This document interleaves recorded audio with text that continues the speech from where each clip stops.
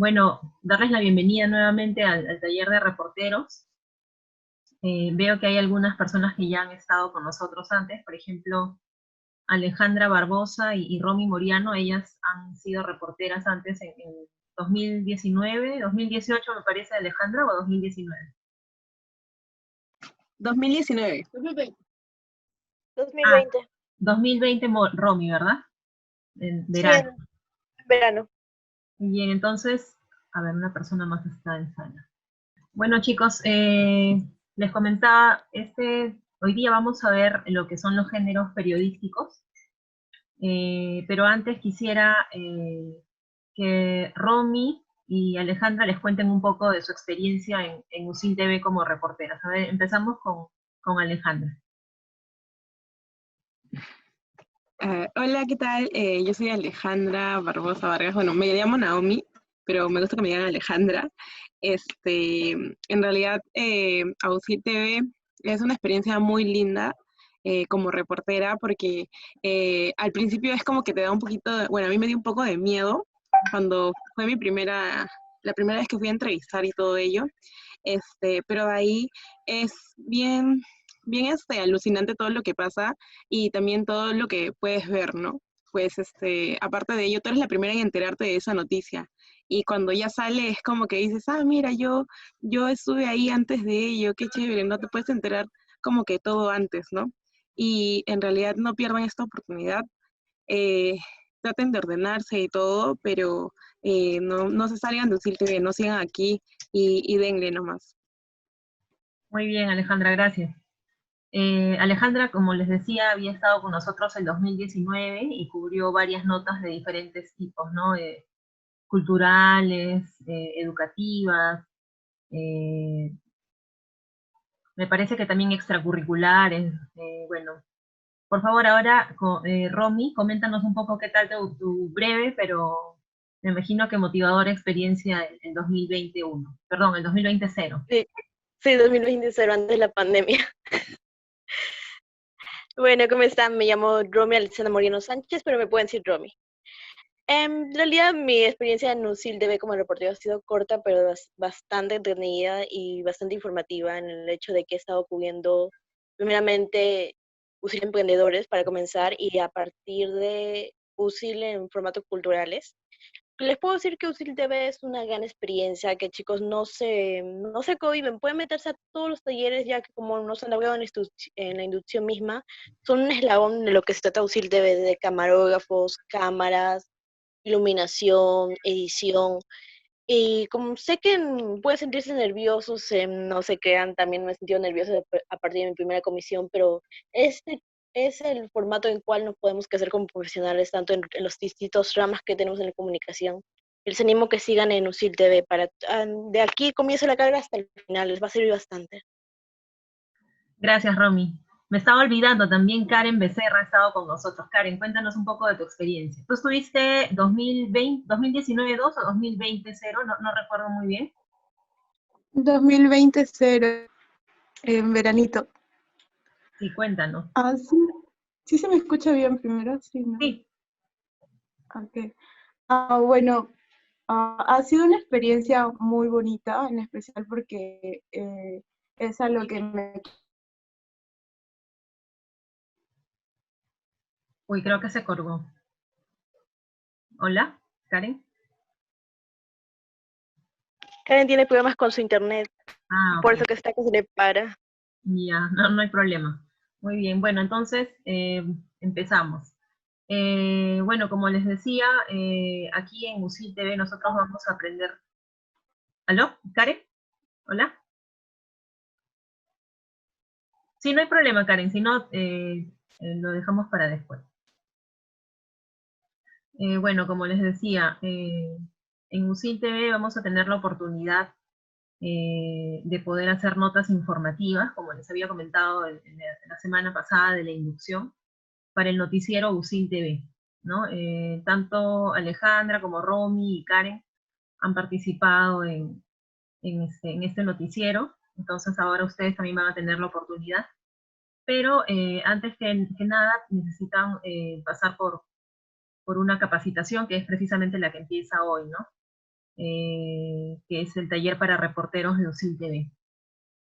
Entonces, obviamente, yo me imagino que muchos de ustedes están interesados en el tema de salir ante cámaras, ¿no? Lo cual sí va a suceder, pero es importante también que tengan en cuenta lo que hay detrás, ¿no? de cada nota, que por ejemplo es principalmente el guión televisivo, ¿no? Entonces es importante que sepan redactar, que tengan en cuenta ciertas reglas para escribir, ¿no? Entonces eso lo vamos a ir viendo poco a poco, pero hoy vamos a empezar con los géneros periodísticos. Entonces voy a compartirles la pantalla.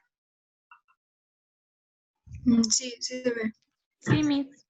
Ya, muy bien. Entonces, bueno, esto es algo de lo que ya vimos el ciclo pasado, que también fue digital, virtual con sus compañeros. Ahora ellos, los que recibieron su certificado el ciclo pasado, este ciclo ya van a poder hacer entrevistas, no presenciales obviamente, pero sí por Zoom, ¿no? Que es algo que justamente vamos a empezar esta semana. Ya se han designado 2 notas. Pero bueno, empezamos con los géneros periodísticos. Entonces, los géneros periodísticos, ¿no? Son las distintas formas de enfocar y presentar la información. Y se diferencian por el grado de presencia del autor en el texto y se dividen en 3 grupos. Cuando hablamos de la presencia del autor en el texto, nos referimos a que o tiene una presencia nula, como en el caso del periodismo informativo, del género informativo, o una presencia total, como es el género de opinión, o en todo caso, digamos que un 50-50, ¿no? Que es el género interpretativo. Entonces, el género informativo está relacionado con la narración sintética de los hechos, sin valoraciones ni opiniones, ¿no? Por ejemplo, la noticia y la entrevista informativa. En el caso del periodismo, perdón, del género interpretativo, el periodista explica lo que ocurre de una forma más completa sin incluir en opiniones personales, ¿no? Por ejemplo, las entrevistas de personaje, de perfil, el reportaje interpretativo y la crónica. Y en el tercer caso, como ya les había mencionado, el género de opinión, ¿no? Que es la opinión argumentada sobre distintos asuntos de actualidad, ¿no? Entonces, ustedes habrán podido ver en los diarios, impresos sobre todo, que hay secciones en las que aparece editorial, columna de opinión o artículo de opinión. Entonces, antes de ir uno por uno, vamos a empezar con la noticia. La noticia es el género básico del periodismo. La mayor parte de los textos que ustedes pueden encontrar en periódicos o en páginas web son noticias, usualmente, ¿no? La noticia se comunica un hecho con la máxima exactitud y se caracteriza por presentar una redacción clara y objetiva. Es importante que el periodista, cuando redacte una noticia, escriba de tal forma que no genere mucha interferencia con la lectura o con la presentación de la noticia, ¿no? O sea, debe contar los hechos sin rodeos y de tal forma que atraiga y mantenga la atención del lector. Y obviamente la noticia contiene datos relevantes y comprobados. Por ejemplo, en este caso tenemos una imagen, ¿no? En esta imagen se puede apreciar un colegio. Y el crédito de la imagen dice, hallan granada dentro del colegio en Villa El Salvador. Entonces ahí tenemos un hecho, ¿no? Un hecho que no es cualquier hecho, sino un hecho noticioso. ¿Por qué? Porque impacta en la sociedad, ¿no? Entonces, ¿cuáles serían estos elementos de esta noticia, ¿no? Bueno, el hecho es la granada encontrada en un colegio.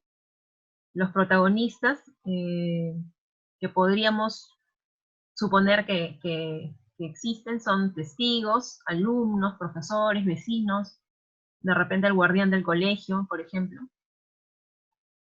Otro elemento es el espacio y el tiempo, ¿no? El distrito, el barrio, el colegio, día, hora en la que sucedió.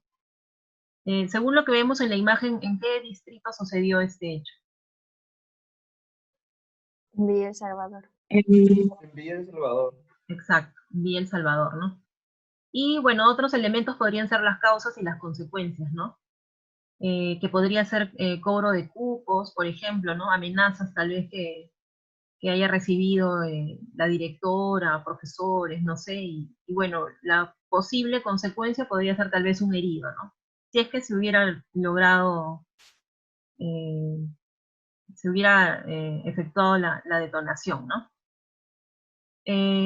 Precisamente estos elementos de la noticia están relacionados con las preguntas básicas del periodismo, ¿no? Que vendrían a ser el qué, el quién, el cuándo, el dónde, el por qué y el cómo, ¿no? Que son más o menos las que vemos aquí en inglés. Entonces, por lo general, las noticias en su primer párrafo responden a una, dos o incluso tres de estas preguntas, ¿no?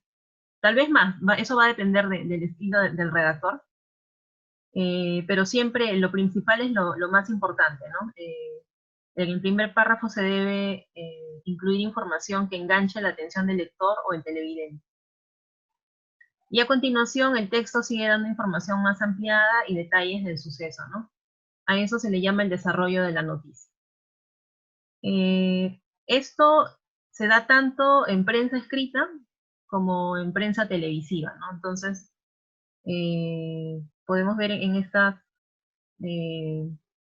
la siguiente diapositiva, ¿no? Que la noticia tiene tres características importantes, ¿no? Que viene a ser la novedad, ¿no? Porque lo que se cuenta debe ser algo reciente, no algo de una semana o de hace un mes, porque obviamente ya otros medios lo habrían contado antes que nosotros.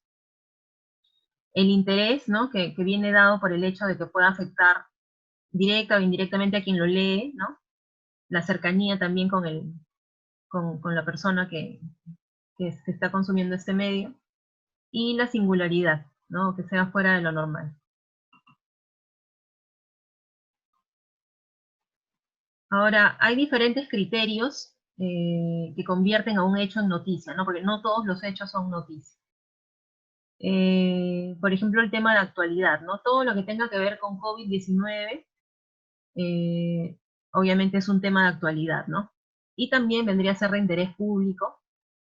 Sobre el mismo tema podríamos hablar de la expectativa que generan las vacunas, ¿no?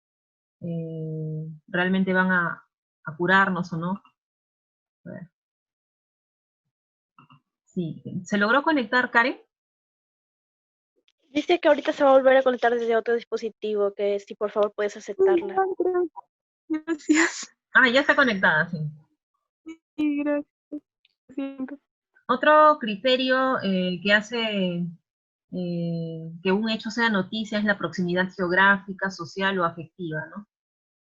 Por ejemplo, la proximidad afectiva, de algún modo, si podríamos llamarlo así, es lo que ha sucedido con este chico, el futbolista, ¿no?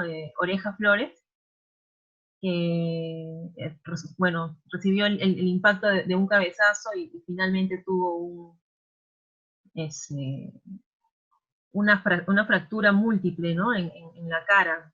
Entonces, de algún modo, esa persona se ha ganado el afecto de la población porque es una figura pública del fútbol, ¿no? Entonces, es importante, es noticia lo que le sucede a él, ¿no?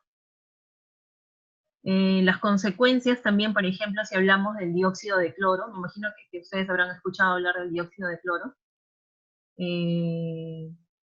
Justamente vamos a ver una noticia sobre eso a continuación, ¿no? También las consecuencias de un hecho convierten a un tema innoticiable. La magnitud, por ejemplo, si hablamos de un terremoto, ¿no? La relevancia o prominencia de personas, hechos o cosas, por ejemplo, si hablamos del Papa, ¿no? Obviamente en el mundo católico y sobre todo en América Latina, donde la mayoría de países son católicos, cobra bastante relevancia la presencia del Papa, ¿no? Por ejemplo. La rareza también, la rareza o singularidad también es un criterio, ¿no? Para definir si una noticia es noticiable o no. la cantidad de afectados, conflictos o desastres, y por último el humorismo también. Justamente en esta noticia tenemos un ejemplo de en qué medida las consecuencias vienen a ser un criterio, ¿no? para definir algo como noticia. Entonces, ¿qué nos dice esta noticia? Que en Arequipa, 2 puntos, pacientes COVID-19 que consumieron dióxido de cloro presentan problemas renales y hepáticos.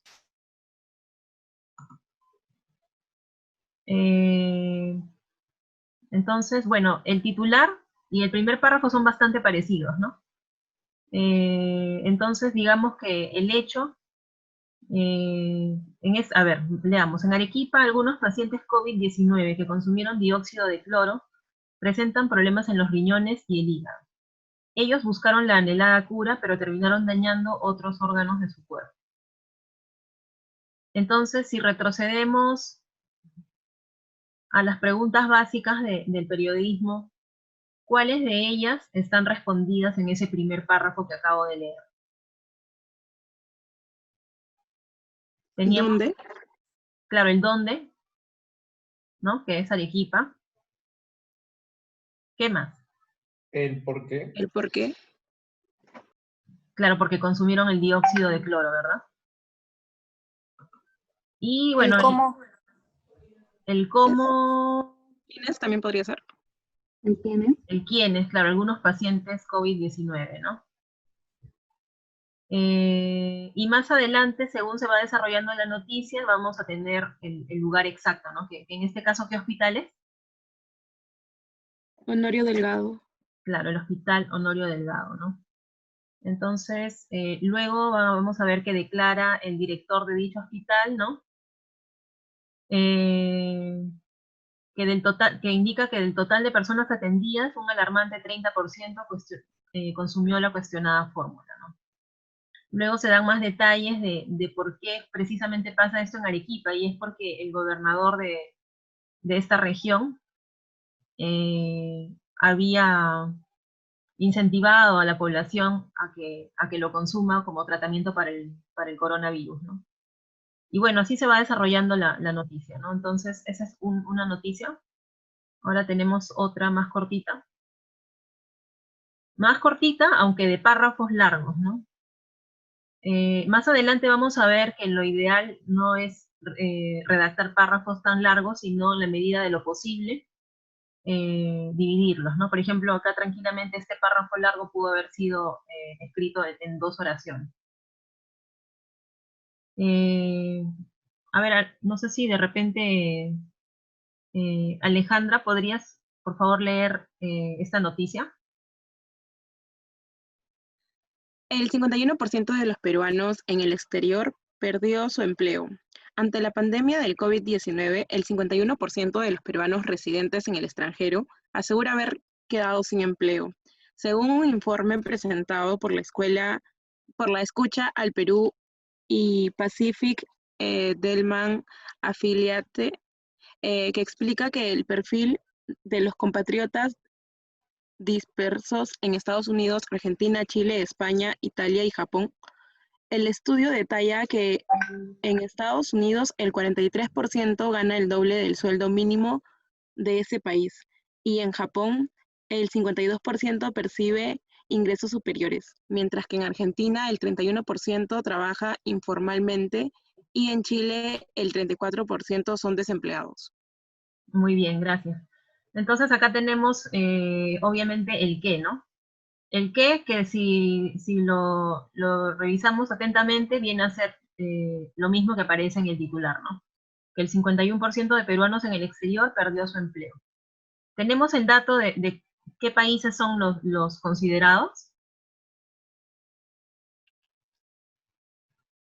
Sí.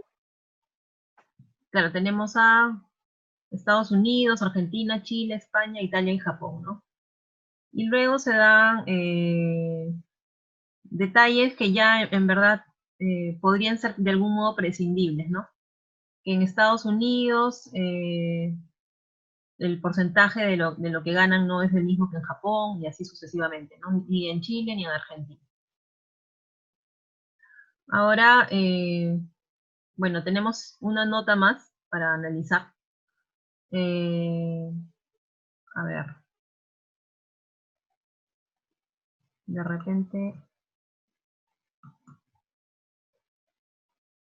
repente, Lucía, ¿podrías ayudarme con la lectura de los dos primeros del titular y los dos primeros párrafos?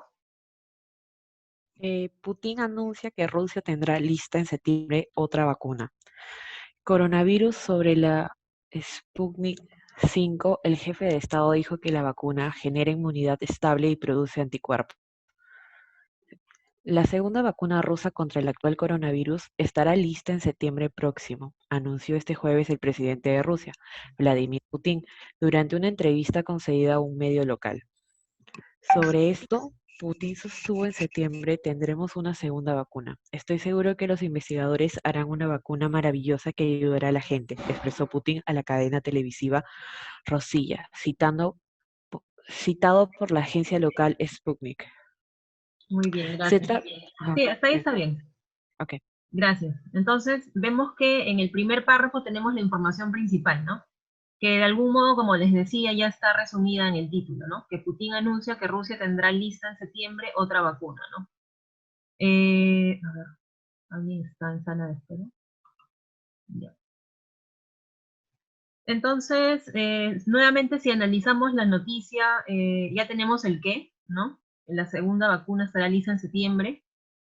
Tenemos ¿quién vendría a ser el quién en esta nota? Putin. Putin, claro. ¿No? El cuándo, ¿tenemos el cuándo? Septiembre. En septiembre. En septiembre próximo, ¿verdad? Entonces, como podemos ver, no necesariamente todas las preguntas básicas de periodismo se van a responder en el primer párrafo, pero sí las principales, ¿no? Y luego, en los siguientes párrafos se van a incluir declaraciones de los entrevistados y se va a desarrollar la información, o en todo caso se van a seguir respondiendo a las otras preguntas que no fueron contestadas en el primer párrafo, ¿no? Entonces, bueno, las notas pueden aparecer tanto en medios digitales como en formato impreso y también en televisión, ¿no? Entonces, ahora vamos a ver una nota de USIL TV del año pasado, perdón, de hace 2 años me parece, que es 100% informativa. Julio de 2018 es un mes que cientos de alumnos de USIL recordarán por siempre, ya que culminaron una etapa importante en sus vidas que les abrió un sinnúmero de puertas hacia su futuro laboral.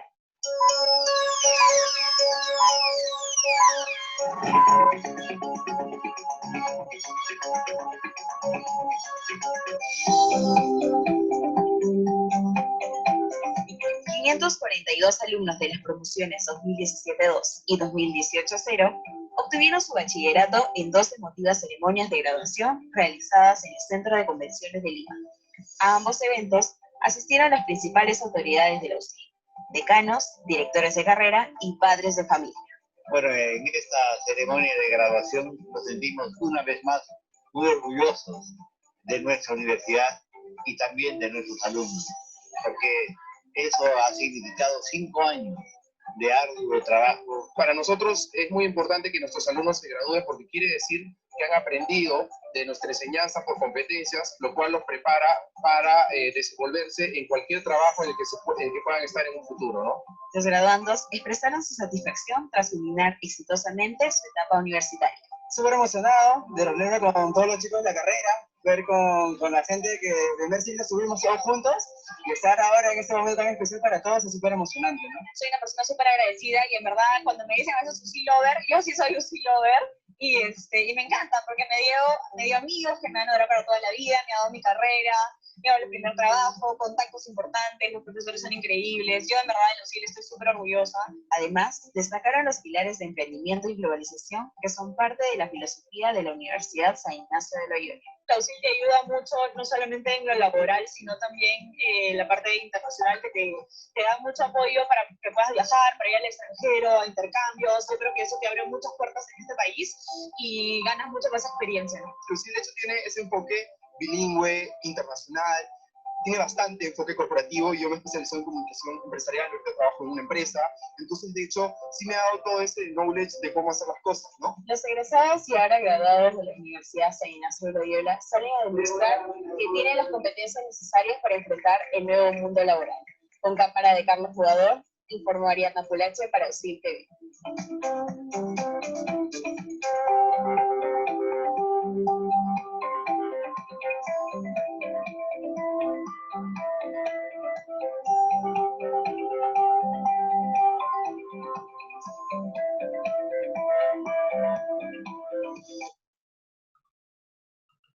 Bueno, y ahí teníamos un ejemplo de lo que es una nota televisiva informativa, ¿no?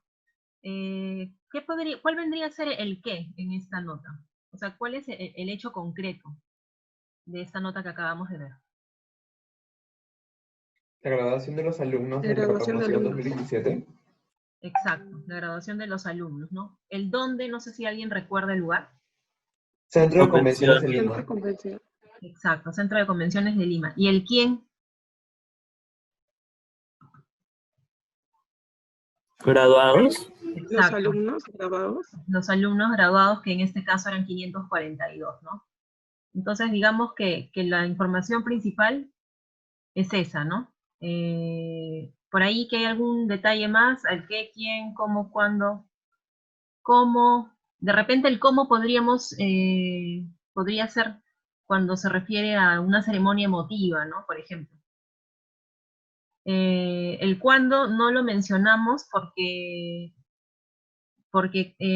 me parece que no había sido tan reciente, ¿no? Y en UCIL TV, por lo general, en el noticiero, como solamente sacamos como se emite una vez a la semana, procuramos no mencionar la fecha, ¿no? A menos que sea muy, muy, muy importante. Bueno, entonces, a ver, ahora voy a compartirles lo que viene a ser el reportaje.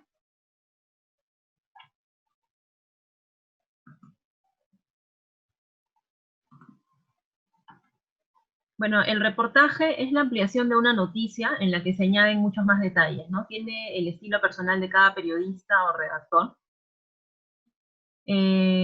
Precisamente el reportaje interpreta los acontecimientos en función de los antecedentes, las posibles consecuencias y las valoraciones que se recojan, ¿no?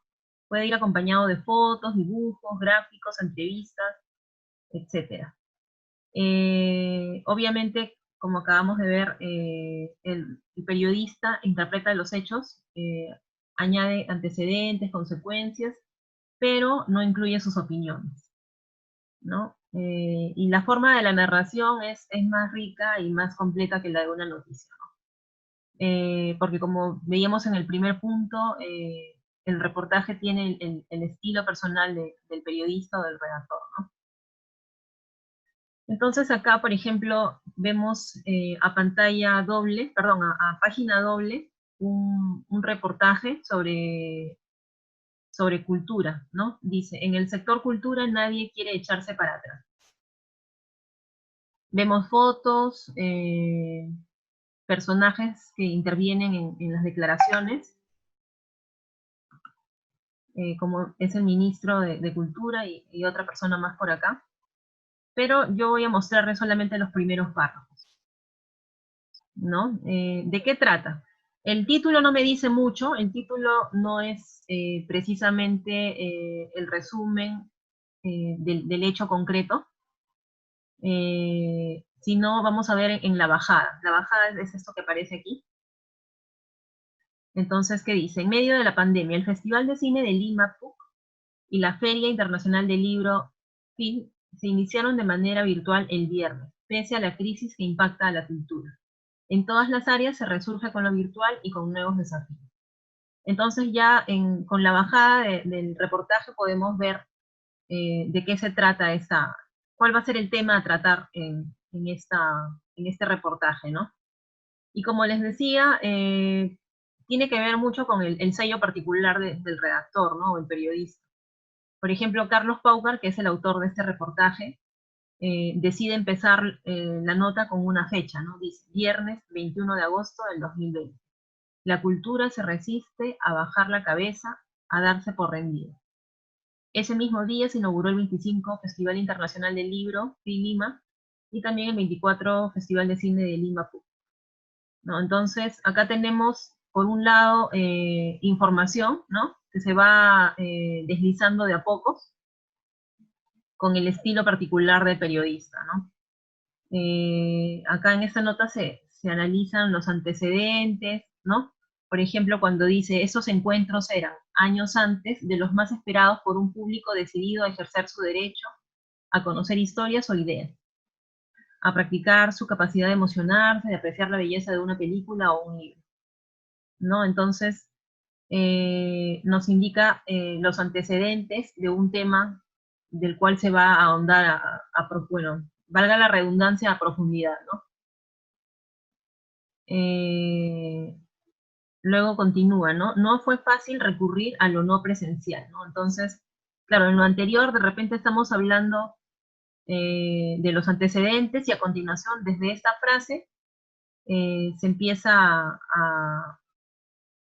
a ahondar en lo que viene a ser la versión virtual de estos dos eventos culturales, ¿no? Y bueno, justamente se refuerza con este subtítulo que dice: lo virtual nos manda, ¿no? Eso quiere decir que lo digital llegó para quedarse, y que más que obligar a los organizadores a hacer estos eventos de esta manera, ya son los mismos públicos los que piden que sea así, ¿no?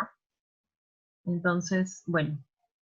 Y como pueden, como ya les había dicho con respecto a la noticia,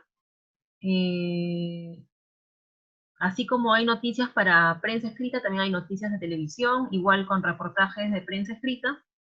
Entonces ahora vamos a ver un reportaje de UCIL TV.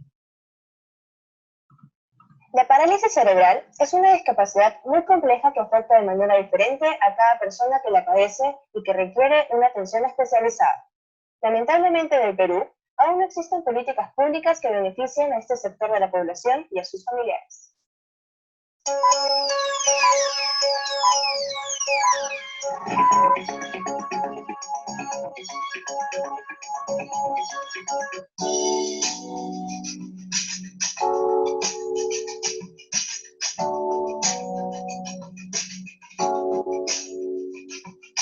Nosotros tenemos voz y también tenemos derechos. La parálisis cerebral es un trastorno que afecta los movimientos del cuerpo y la coordinación muscular. Debido a su complejidad, es muy necesario promover políticas públicas que posibiliten el cumplimiento de los derechos de las personas con esta condición. Así lo entiende el Centro de Empoderamiento de Personas con Discapacidad, CEMPIS, institución que brinda asesoría y apoyo a las personas con parálisis cerebral y sus familias. Trabajamos en tres aspectos, ¿no? El primero de ellos es de incidencia, para tratar de lograr políticas públicas adecuadas. Otro componente es el de rehabilitación basada en la comunidad. Les damos servicios de atención terapéutica, servicios de desarrollo, formación de capacidades laborales. El tercer aspecto es que se llama tecnología de apoyo, y lo que hacemos es proveer, conseguir tecnologías como por ejemplo sillas de ruedas. Este trastorno es variable, pues afecta de manera distinta a cada persona. Madres y parientes a cargo de niños y adultos con esa discapacidad nos contaron su historia. Cuando Ignacio nació, hubo complicaciones, entonces no le podía sacar y hizo hipopsia. A la semana convulsionó y entró en coma mes y medio. Ya han pasado 16 años y lo atendemos hasta ahora como si fuera alguien entre 5 meses y un año. Él tiene una cuadriplegia espástica que no le permite desenvolverse en estas actividades de la vida diaria. Y más aún con las dificultades que tiene de que convulsiona de diferentes maneras. En alguna oportunidad me llevó a mi hijo a que tenga una fractura de clavícula, o que se rompa la cabeza, que se golpee, que tenga una hemorragia. Y es en realidad bien difícil. En ese momento era nuestro primer hijo, ¿no? El hijo más esperado, deseado, y hemos dado todo por él. Me da mucha nostalgia recordar, porque en realidad son 7 años.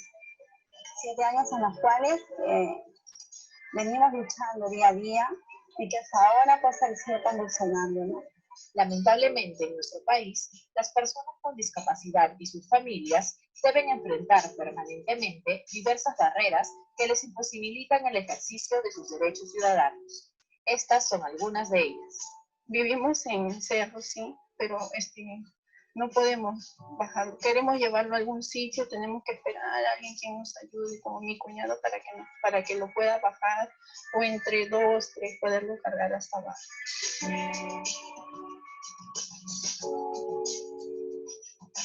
He recibido maltratos en el plano laboral por tener un hijo con discapacidad, por pedir permisos para poder llevarlo a su control neurológico o a su control médico. La dificultad la que más tuve fue a nivel de autoridades, de los colegios, de los docentes, de los compañeros también en parte. Del tema de inclusión más que todo. Una de las principales dificultades que tienen los familiares para transportar a sus hijos es la falta de sillas neurológicas adecuadas a las necesidades particulares de las personas con parálisis cerebral. Las sillas de este tipo son muy caras y lamentablemente mucho en Perú. Nosotros hacemos el esfuerzo cada año de traer unas 200 o 220 sillas de Estados Unidos y las donamos completamente a escuelas especiales, a municipios. Sin embargo, es insuficiente. Las personas con parálisis cerebral necesitan mucho apoyo del Estado, del sector salud, de sus familiares, pero sobre todo de nosotros los ciudadanos, quienes tenemos la responsabilidad de incluirlos en la sociedad, porque ellos también tienen voz y derechos. Con cámara de Javier Salazar, informó Emi Paredes para el Sur TV.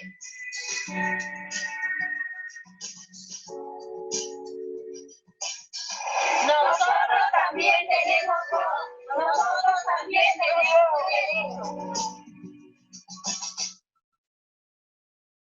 Bueno, entonces ahí teníamos un ejemplo de reportaje televisivo.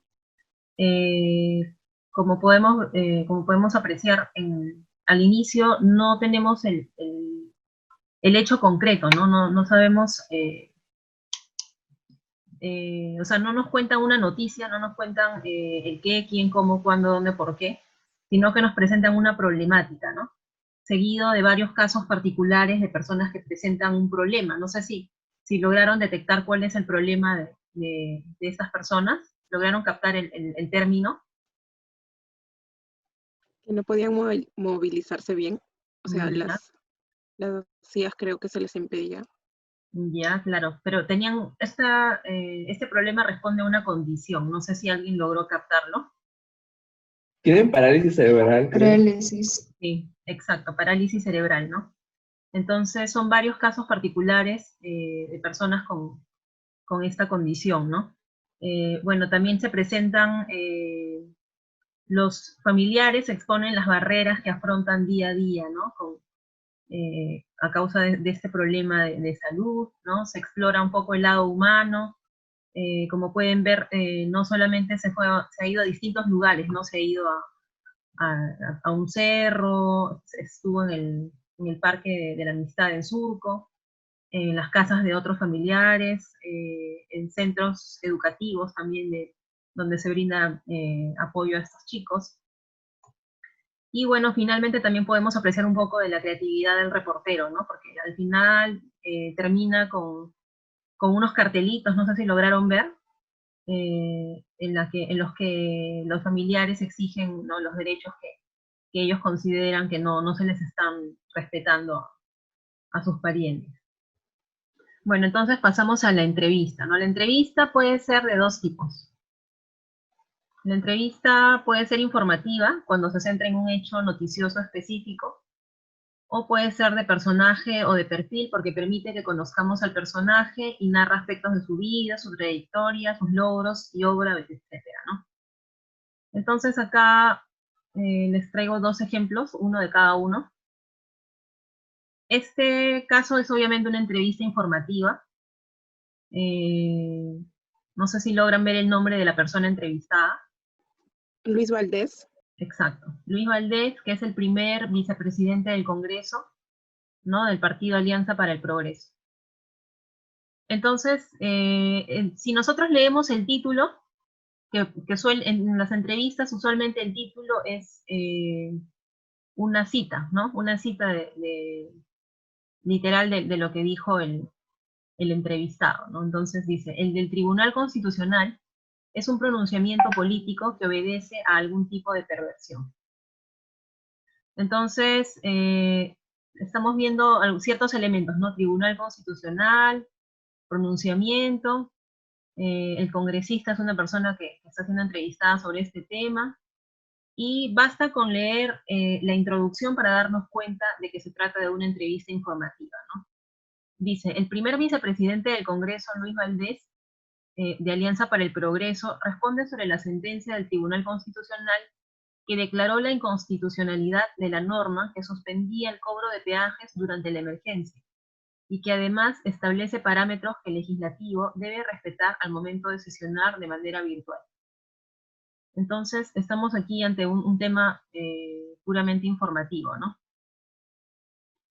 A diferencia de lo que sucede en este caso, no sé si conocen a esta actriz, se llama Rooney Mara, ¿no? En este caso estamos ante una entrevista de personaje. Dice, cuando hablo con la prensa, debo ser un político y una muñeca Barbie a la vez, ¿no? Entonces, como les decía, fíjense siempre en la introducción a la entrevista, porque el periodista, claro, el periodista tiene un estilo para presentar las notas, ¿no? Perdón, las entrevistas, ¿no? En este caso, dice, ¿no? El observar la frágil y bizarra belleza de esta treintañera madura, sobria pero no distante, pocos podrán imaginar que su familia pertenece a la realeza del fútbol americano, ¿no? Entonces, hay ciertas palabras ciertos adjetivos que ya lindan con lo literario, ¿no? Entonces, bueno, y pasamos a la pregunta, ¿no? ¿Qué le hizo desear ser actriz? Entonces, aquí ya está yendo definitivamente a un tema personal, ¿no? Entonces, obviamente, estamos ante un caso de entrevista de perfil o de personaje. Y la crónica, bueno, la crónica, ustedes, sobre todo en el ámbito deportivo se ve bastante, en el ámbito deportivo, espectáculos también, pero asumo que la mayoría lo ha podido ver en los últimos días, este caso, ¿no? ¿De qué trata la nota solamente viendo la imagen? De la Champions. Campeones. Claro. ¿Quiénes ganaron? ¿O qué equipo, mejor dicho? El Bayern. El Bayern, muy bien. Entonces, claro, la crónica, ¿qué es la crónica? Es una narración cronológica y detallada de determinados acontecimientos, ¿no? Como les decía, es muy común en deportes y espectáculos y suele ser el género habitual de corresponsales y enviados especiales. Y tiene ciertos detalles, ¿no? El lenguaje que se usa suele ser, en muchos casos, metafórico, usa figuras literarias, y como decía, siempre hace referencia a, por ejemplo, en el caso del fútbol, primero hace referencia al primer tiempo, luego pasa al segundo tiempo, ¿no? Como podemos ver aquí, ¿no? Bueno, abre la nota con luego de 90 minutos, Lisboa fue testigo de una coronación, ¿no? Luego dice, los dirigidos por Hans-Dieter Flick aguantaron el embate inicial de los parisinos, quienes tuvieron varias opciones para abrir el marcador, como la que Neymar tuvo en un mano a mano con Neuer, y la que Mbappé falló clamorosamente al final del primer tiempo, ¿no? Entonces va paso a paso, primer tiempo y luego segundo tiempo, ¿no? En la segunda mitad despertó el monstruo de Múnich, ¿no? Entonces ahí tenemos un ejemplo de crónica, va paso a paso, usa palabras, usa figuras literarias como en este caso, ¿no? Dice, la celebración se extendió hasta la ciudad de Múnich y la ansiada copa de asas anchas prefirió llenarse de la más fuerte cerveza alemana por sobre el más fino vino de Francia, ¿no? Entonces, esto es de algún modo metafórico, no ha sucedido, o sea, literalmente no ha sucedido, pero se sobreentiende de qué se trata, ¿no? Bueno, también tenemos, ya para terminar, los géneros periodísticos. Por un lado tenemos el editorial, que es de género de opinión, ¿no? El editorial y la columna o artículo de opinión. Entonces, a ver, si nos enfocamos en el editorial, ¿no? Es la opinión del periódico sobre un asunto de actualidad, ¿no? Generalmente los periódicos tienen un equipo de editorialistas formado por periodistas o especialistas en determinados temas, pero suele ser escrito por el director o el subdirector del diario, ¿no? En este caso tenemos, por ejemplo, ¿quién viene a ser el director de este diario La República? Gustavo. Gustavo Mómez Liona. Ya, él es el fundador, pero el director actual, ¿quién es? Gustavo Mómez Seminario. Exacto, Gustavo Mómez Seminario, ¿no?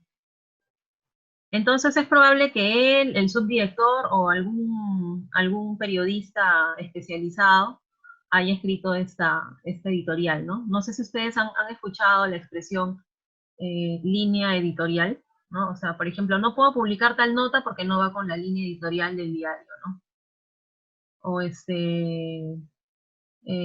claro, parece estar parcializado con tal partido político porque es su línea editorial, ¿no? Entonces, tiene que ver con la opinión del diario, ¿no? O sus directivos. Entonces, en este caso, el editorial trata sobre las próximas elecciones, ¿no? Y la importancia de la designación de los nuevos jefes de la OMPE y del RENIEC.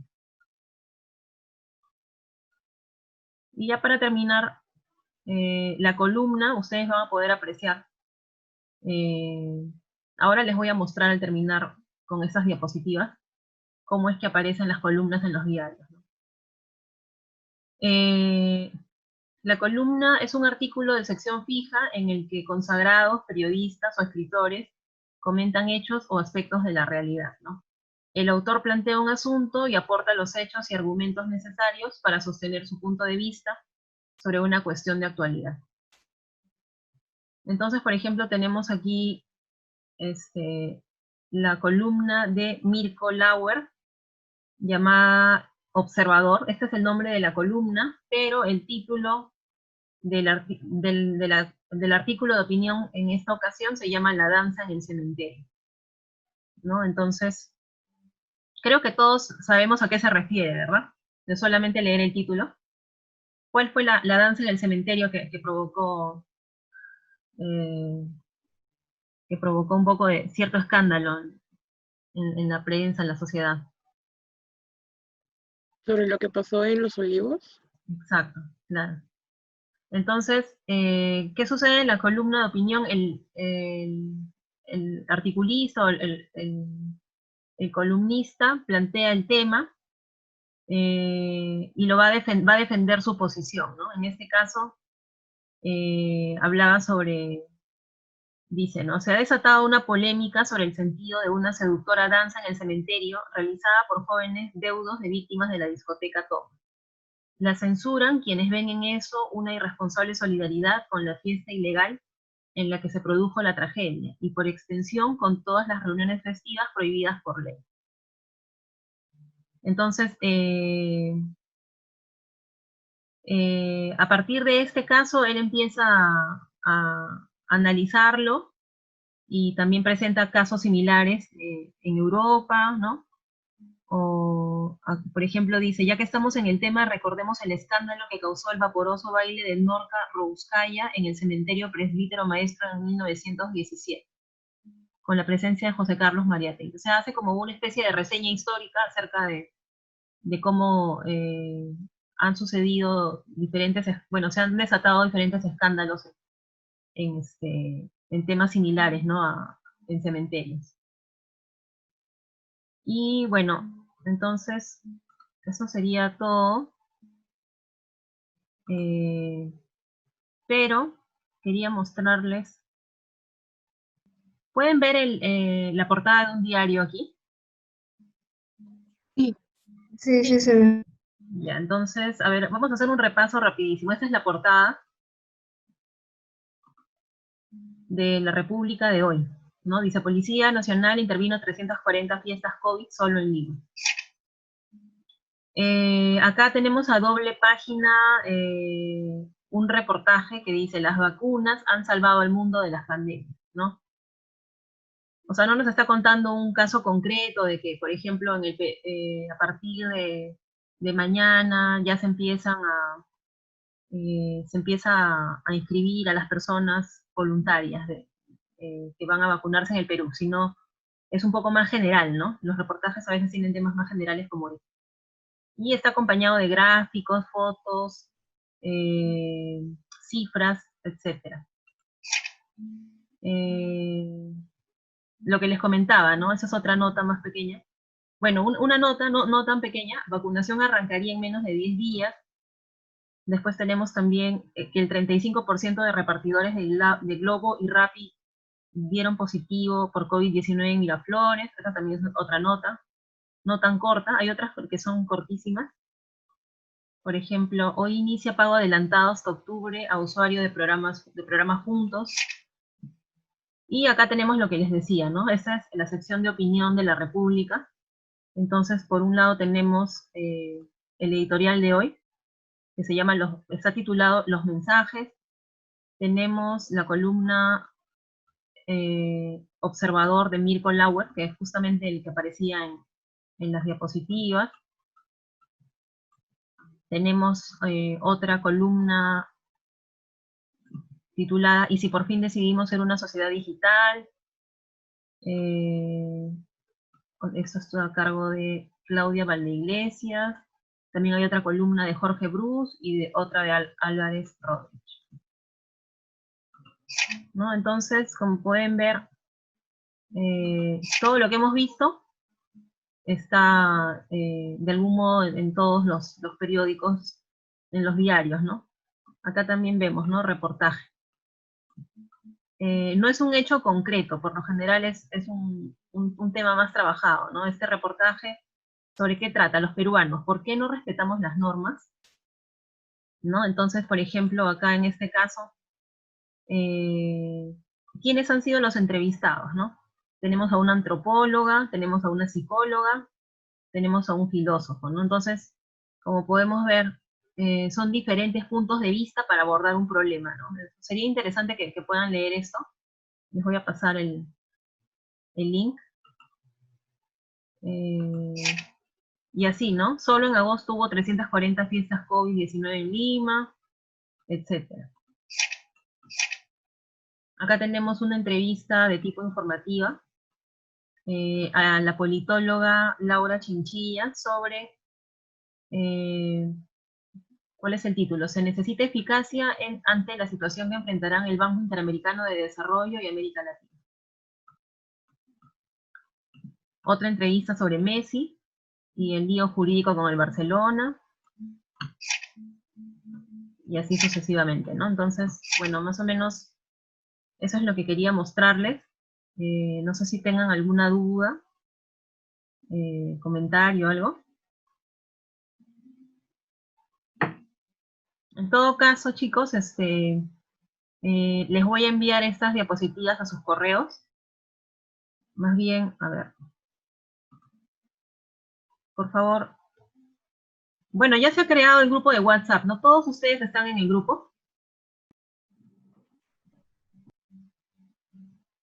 Sí, creo que sí. Sí. Entonces, por ahí, envíenme sus correos, por favor, y yo les voy a enviar las diapositivas de ahora. Y también por esa vía, por el WhatsApp, les voy a dejar un trabajo para la próxima semana. Entonces, estén atentos y ya estamos en contacto entonces hasta la próxima semana. Muy bien, chicos, entonces. Bueno, Buenas. Sí. Lo que pasa es que yo no tengo, bueno, se me ha extraviado mi celular hace unos días y estoy sin número. ¿Cómo podría comunicarme o podría dejarle mi correo acá? Claro, sí, déjame tu correo aquí en el chat.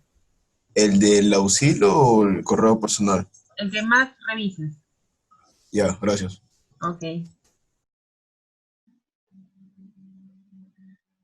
Bueno, chicos, entonces estamos en contacto. Muchas gracias por por su presencia Muchas hoy. gracias, Miss. Muchas Gracias a gracias. ti. Hasta luego, Miss. Gracias, Muchas hasta gracias. luego. Gracias. Hasta luego, mi buenas tardes. Hasta luego, Miss. Gracias. Hasta luego.